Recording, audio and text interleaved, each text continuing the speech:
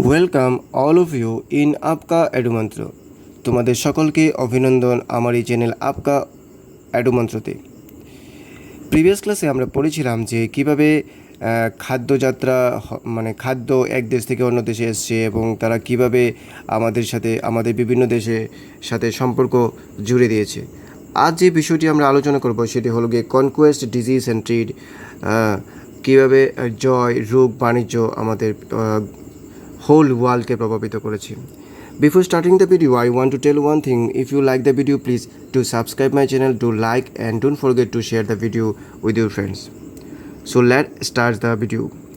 The pre-modern world shrank greatly in the 16th century after European sailors found a sea route to Asia and also successfully crossed the Western Ocean to America.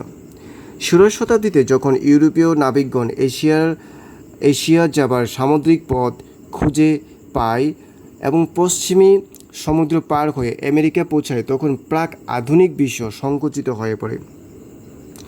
For centuries before, the Indian ocean had known A বাসলিং trade with goods, people, knowledge, customs etcetera crossing it's waters. বহু শতাব্দী পূর্বে ভারত মহাসাগরের জলে ব্যস্ত বাণিজ্য, বিভিন্ন ধরনের দ্রব্য সামগ্রী, জনগণ, জ্ঞান, রীতি প্রভৃতি এক জায়গা থেকে অন্য জায়গায় চলাচল করত।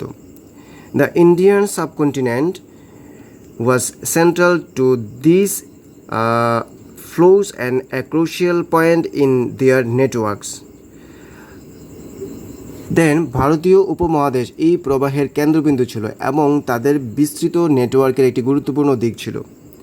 The entry of the Europeans helped expand or direct some of these flows towards Europe. ইউরোপীয়দের প্রবেশ এই প্রবাহগুলির বিস্তারে সাহায্য করে, কিংবা এই প্রবাহগুলির দিশা ইউরোপের দিকে মন নেই। তো আমরা এখানে কি পড়লাম দেখো, যে যখন ইউরোপীয় নাবিকগণ ষোড়শ শতাব্দীতে এশিয়া যাবার সামুদ্রিক পথ খুঁজে পান, তখন তারা গিয়ে আমেরিকায় পৌঁছায়, যা প্রাক আধুনিক বিশ্বকে সংকুচিত করে দেয়। এবং বহু শতাব্দী পূর্বে ভারত মহাসাগরের জলে ব্যস্ত বাণিজ্য হতো এবং সেই বিভিন্ন ধরনের দ্রব্য সামগ্রী, জনগণ, জ্ঞান, রীতি প্রভৃতি এক জায়গা থেকে অন্য জায়গায় শেয়ার করতো পিপলের দ্বারা। এবং ভারতীয় উপমহাদেশ এই প্রবাহের কেন্দ্রবিন্দু ছিল। আমাদের যে ভারত আছে এই যে প্রবাহের যে যোগাযোগের কেন্দ্রবিন্দুতে অবস্থিত ছিল, আর তাদের বিস্তৃত নেটওয়ার্কের একটি গুরুত্বপূর্ণ দিক ছিল।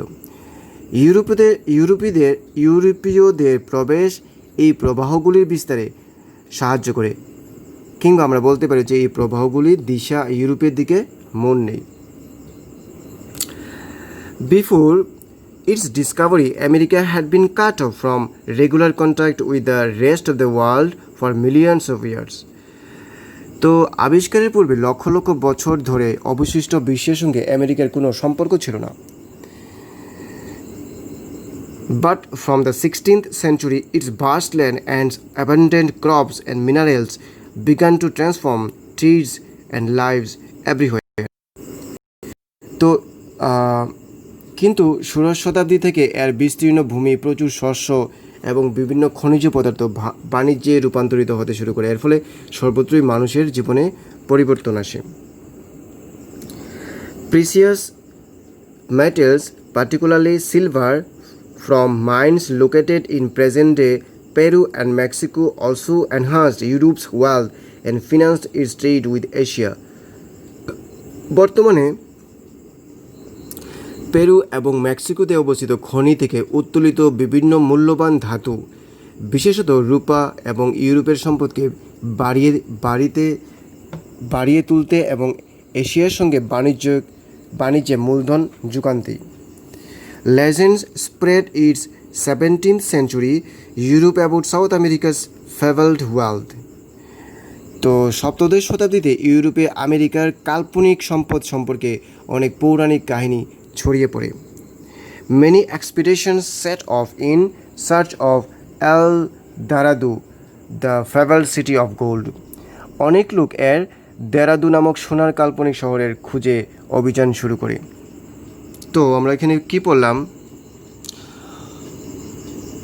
বর্তমানে যে পেরু আর মেক্সিকো আছে সেখানে যে বিভিন্ন খনি থেকে উত্তোলিত বিভিন্ন মূল্যবান ধাতু বিশেষত রূপা ও ইউরোপের সম্পদকে সেইগুলা বাড়িয়ে তোলে আর এশিয়ার সঙ্গে একটা বাণিজ্যে মূলধন যোগান দেয় এবং সপ্তদশ শতাব্দীতে ইউরোপে আমেরিকার কাল্পনিক সম্পদ সম্পর্কে অনেক পৌরাণিক কাহিনী ছড়িয়ে পড়ে এবং অনেক লোক ডোরাডো নামক স্থানের সোনার কাল্পনিক শহরের খোঁজে অভিযান শুরু করে দেয়। The Portuguese and Spanish conquest and colonization of America was decisively underway by the 16th century.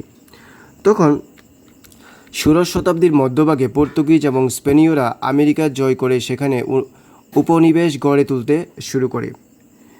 Europeans conquest was not just a result of superior fire পাওয়ার। ইউরোপীয়দের বিজয় কেবলমাত্র অপেক্ষাকৃত শক্তিশালী সৈন্য শক্তির ফল ছিল না। In fact the most powerful weapon of the Spanish conquerors was not a conventional military weapons at all. বস্তুতপক্ষ স্পেনীয় বিজেতাদের সবচেয়ে শক্তিশালী সেনা অস্ত্রই ছিল না। It was the germs which as those of smallpox that they carried on their person. তো এটা ছিল গুটি বসন্তের মতো জীবাণু যা তারা তাদের নিজেদের সঙ্গে বহন করে নিয়ে গিয়েছিল। Because of their long isolation Americas original inhabitants had no immunity against this disease that came from Europe. তো দীর্ঘদিন ধরে বিচ্ছিন্ন থাকার কারণে আমেরিকার মূল অধিবাসীদের এই সমস্ত রোগের যা ইউরোপ থেকে এসেছিল এর বিরুদ্ধে প্রতিরোধ ক্ষমতা তাদের গড়ে ওঠেনি। এখন একটা বেস্ট এক্সাম্পল আমরা দিতে পারি যে আমাদের বর্তমান বিশ্বে যে করোনা ডিজিজ চলছে সেই ডিজিজের সাথে ফাইট করার মতো ক্যাপাবিলিটি আমাদের শরীরে নেই। তার জন্য একটা বিশাল সংখ্যক মানুষ আমাদের দেশে এবং বিদেশে সারা বিশ্বে মারা যাচ্ছে। স্পেশালি আমরা বলতে পারি আমেরিকার কথা। আমেরিকাতে এখন more than 1,50,000 people had died of corona. Small pox in particular proved deadly killer. তখন গুটি বসন্ত সুনির্দিষ্ট মারাত্মক ঘাতক হিসেবে প্রমাণিত হয়। Once introduced it spread deep into the continent ahead even of many Europeans reaching there. তো একবার সংক্রমণ শুরু হবার পর এটা পুরো মহাদেশে ছড়িয়ে পড়ে। And it killed and decimated whole communities paving the way of conquest. তো এটা পুরো সম্প্রদায়কে মেরে ফেলে, বহিরাগত বিজয়ীদের জন্য রাস্তা তৈরি করে। তো আমরা এখানে কি পড়লাম যে যখন আমরা পড়লাম যে পর্তুগিজ অ্যান্ড স্প্যানিশ কনকোয়েস্ট।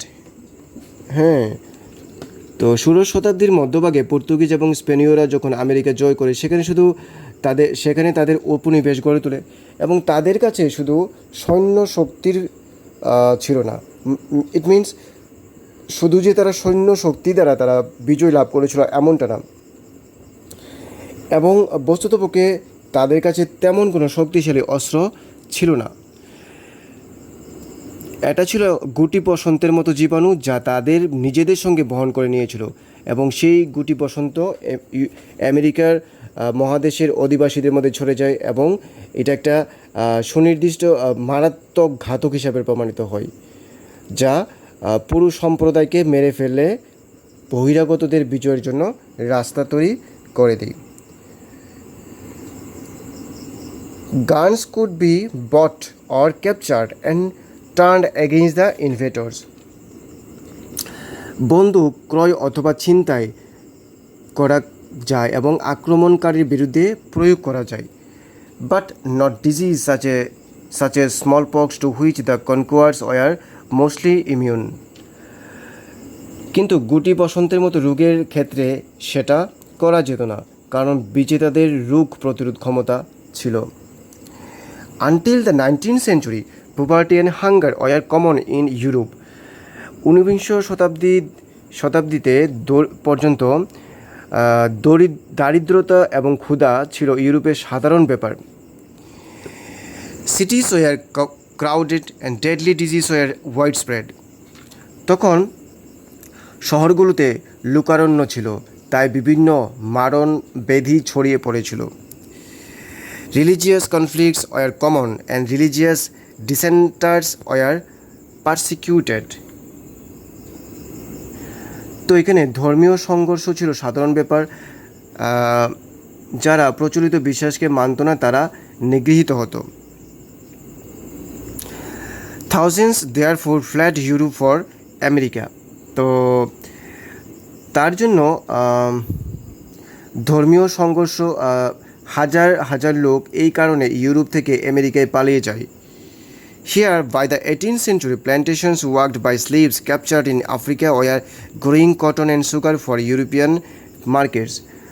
তার জন্য অষ্টাদশ শতাব্দীর মধ্যে আফ্রিকা থেকে ধৃত মানে স্লেভ যারা ছিল, কৃতদাস যারা ছিল, চাষের কাজে নিযুক্ত করা হয় এবং তারা ইউরোপীয় বাজারের জন্য কাপড় এবং চিনি উৎপাদন করে। তো আমরা এখানে কি পড়লাম দেখো, যে ঊনবিংশ শতাব্দীতে ক্ষুধা, দারিদ্রতা এটা ইউরোপে কমন ব্যাপার ছিল এবং সেখানে ভীষণ মারণভেদি ছড়িয়ে পড়ে। তার জন্য এরও একটা কারণ ছিল যে ওই শহরগুলোতে ভীষণ পরিমাণে জনসংখ্যা বাড়ছিল এবং ধর্মীয় সংঘর্ষ বাড়ছিল। আর যারা এই প্রচলিত বিশ্বাসকে মানত না তাদেরকে নিগৃহীত করা হতো। তার জন্য হাজার হাজার মানুষ ইউরোপ থেকে আমেরিকায় পালিয়ে যায়। আর ঠিক ওই সময়ে অষ্টাদশ শতাব্দীতে আফ্রিকা থেকে স্লেভদের ধরে আনা হতো, কাজে নিযুক্ত করা হতো এবং তারা ইউরোপীয় বাজারের জন্য কাপড় এবং চিনি উৎপাদন সাহায্য করত। Until well into the 18th century, China and India were among the world's richest countries. তো অষ্টাদশ শতাব্দীর অনেকটা সময় জুড়ে চীন এবং ভারত বিশ্বের সবচেয়ে ধনী দেশগুলোর মধ্যে অন্যতম ছিল। They were also preeminent in Asian trade, এবং এশিয়ার বাণিজ্যেও তাদের অগ্রগণ্যতা ছিল। However, from the 15th century, China is said to have restricted overseas contracts and retreated into isolation. এবং তবে পঞ্চম শতাব্দী থেকে চীন অন্যান্য দেশগুলোর সঙ্গে অন্যান্য দেশগুলির সাথে সম্পর্ক গুটিয়ে নেয় এবং বিচ্ছিন্ন হয়ে পড়ে। China's reduced role and the rising importance of the Americas gradually moved the center of the world trade westward.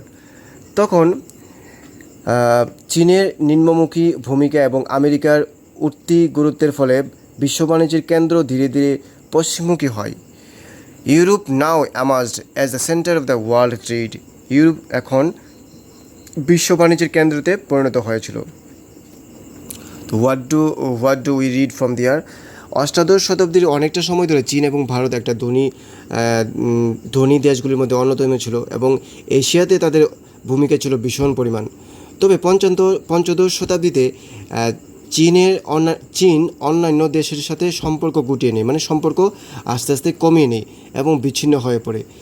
তার জন্য চীনের ভূমিকা কমতে থাকে আর আমেরিকার গুরুত্ব বাড়তে থাকে এবং ইউরোপ তখন কেন্দ্রবিন্দুতে অবস্থান করতে শুরু করলো। তো আমরা এখানে কি বললাম যে কিভাবে ইউরোপীয়রা জয় করলো, রোগ ছড়িয়ে দিল এবং বাণিজ্যে তাদের স্থান একদম সেন্ট্রালে এসে পৌঁছলো। যে ষোড়শ শতাব্দীতে ইউরোপীয় নাবিকগণ বিভিন্ন সমুদ্রযাত্রা করে তারা আমেরিকার মতো একটা জায়গাকে ডিসকভারি করে এবং সেই আমেরিকা যে নাকি লক্ষ লক্ষ বছর ধরে বিশ্বের অন্যান্য জায়গার সাথে সম্পর্ক ছিল না তাদের। আর তখন সময় ভারতীয় উপমহাদেশ সেই সমুদ্র যাতায়াতের কেন্দ্রবিন্দুতে ছিল অবস্থিত করত, যার জন্য এই প্রবাহগুলোর দিশা ইউরোপের দিকে মুড় নেই। তো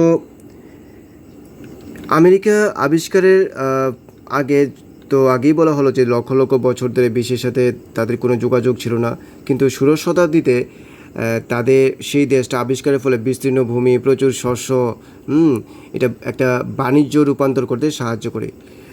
তারপর সেখান থেকে বর্তমানে যেটা আমরা পেরু দেখি, মেক্সিকো দেখি, সেখানে বিভিন্ন খনি ছিল এবং ইউরোপ তথা ইউরোপের সাথে সাথে বিভিন্ন দেশগুলিতে আমেরিকার সেই যে খনির কথা গল্প হিসাবে, পৌরাণিক কাহিনী হিসাবে ছড়িয়ে পড়ে। আর ইউরোপ তাদের আমেরিকার সম্পদকে কাজে লেগে তারা তাদের সম্পদের ভাণ্ডার বাড়াতে শুরু করলো।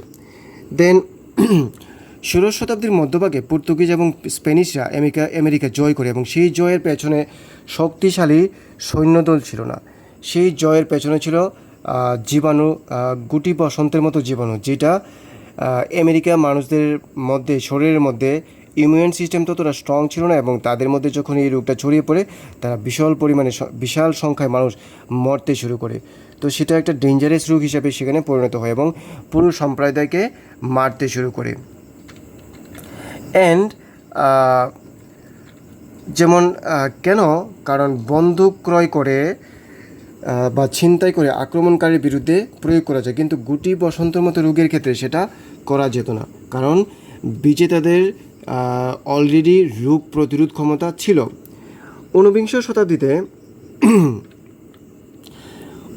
ঊনবিংশ শতাব্দী পর্যন্ত ইউরোপে দারিদ্রতা এবং ক্ষুধা ছিল একটা কমন ব্যাপার, কারণ সেখানে লোক সংখ্যা বিশাল পরিমাণে বেড়ে গিয়েছিল এবং মরণ ব্যাধির মতো রোগ ছড়ে গিয়েছিল। সেখানে ধর্মীয় সংঘর্ষ হতে শুরু করেছিল, আর যে কমন ধর্মীয় প্রিন্সিপালগুলো যারা মানত না তাদেরকে বিভিন্নভাবে নিগৃহীত করা হতো। তার জন্য হাজার হাজার লোক ইউরোপ থেকে আমেরিকাতে পালিয়ে যায় এবং তখন ইউরোপে কাজ করবে এমন সংখ্যক মানুষের সংখ্যা কমতে থাকে। তার জন্য আফ্রিকা থেকে অনেক স্লেভকে নিয়ে গিয়ে হয়েছিল সেখানে কাজ করার জন্য। এবং অষ্টাদশ শতাব্দীতে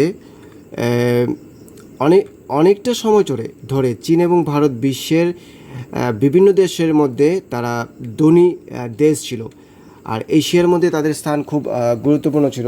তবে পঞ্চদশ শতাব্দী থেকে চীন সমস্ত বিশ্বের অন্যান্য কান্ট্রি থেকে তাদের সম্পর্ক আস্তে আস্তে কমিয়ে নিয়েছিল এবং চীনের যে নিম্নমুখী ভূমিকা আর আমেরিকার আস্তে আস্তে তাদের গুরুত্ব বাড়ছিল, সেই জন্য সবাই পশ্চিমমুখী হতে শুরু করলো, আমেরিকার দিকে ঝুঁকে যাচ্ছিল এবং ইউরোপ তখন বাণিজ্যের কেন্দ্র হিসেবে কেন্দ্রে রূপান্তরিত হয়।